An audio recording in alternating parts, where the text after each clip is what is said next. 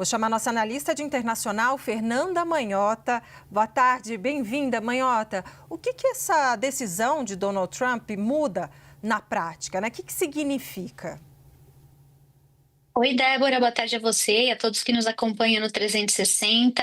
Acho que a Pri fez um apanhado histórico recente bem interessante, né, e que me permite abrir essa chave da tua pergunta. Na prática, o que a gente está vendo acontecer por meio desse decreto é o fortalecimento de um certo simbolismo político envolvendo aquilo que Donald Trump entende como parte, né, desse repertório de nacionalismo norte-americano. Se a gente olhar num espectro mais abrangente, para além desse decreto de hoje, ele tem feito alguns gestos já nas últimas semanas e meses para tentar resgatar ou de alguma forma fortalecer o que ele entende ser importante do ponto de vista desse intangível, né, do nacionalismo americano. Ele promoveu algumas reformas no entorno ali da Casa Branca. Na semana passada, as redes sociais da Casa Branca, inclusive, divulgaram o hasteamento de novas bandeiras, bandeiras grandes em frente ali à construção, para de alguma forma enfatizar essa dimensão que ele valoriza,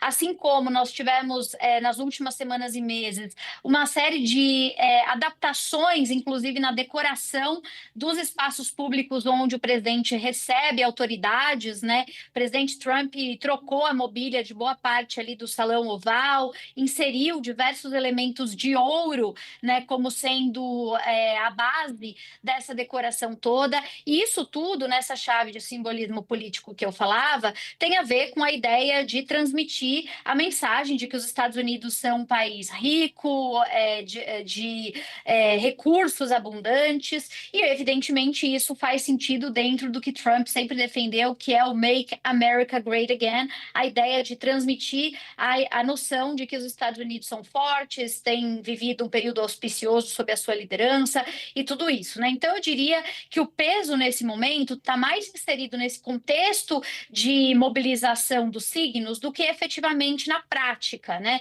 Se você me pergunta o que é que muda na prática, muda muito pouco.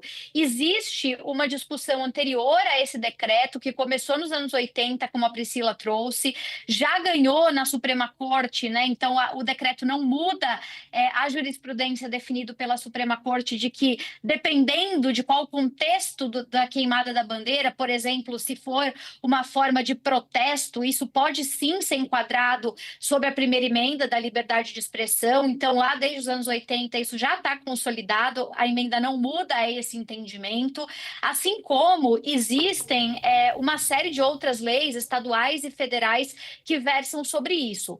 Pensando até do ponto de vista do legislativo, até hoje o Congresso já tentou aprovar várias leis e emendas que de alguma forma versassem sobre essa questão. Isso nunca foi adiante, isso nunca teve êxito, o que significa na prática que o decreto ele vai garantir que as autoridades judiciais elas tenham uma ampliação de margem para atuar dentro do que já foi posto. Ou seja, o presidente Trump está com esse decreto permitindo que mais brechas legais possam ser exploradas pelos juízes nos Estados Unidos e que essas brechas legais versem sobre a questão interpretativa do porquê, como, quando e sob que razões eventualmente uma bandeira foi queimada. Isso dá a essas figuras do judiciário uma margem de manobra maior, eventualmente uma disputa sobre o significado desse episódio eventual que venha a ser julgado, mas na prática, de novo, não tem poder de lei para alterar aquilo que já existe nos Estados Unidos, mas simbolismo político e, de alguma forma, autorização para navegar nas linhas finas, né, nas linhas tracejadas da lei, Débora. Nossa, muito interessante, então, essa análise que você traz sobre os signos, né, dos movimentos, o que esses signos significam, claro, essas ações de Donald Trump, essas movimentações que, a princípio, né, as pessoas podem ficar meio confusas, mas por quê? E aí você traz, então, essa explicação. Era uma explicação que eu estava pensando, né, mas por quê que ele colocou estrela de ouro no teto do Salão Oval, né? Então é isso, essa coisa, essa pungência, que é a ideia que ele quer mostrar, que a América está great again. Obrigada, Fernanda Manhota, pelas suas análises. Bom trabalho.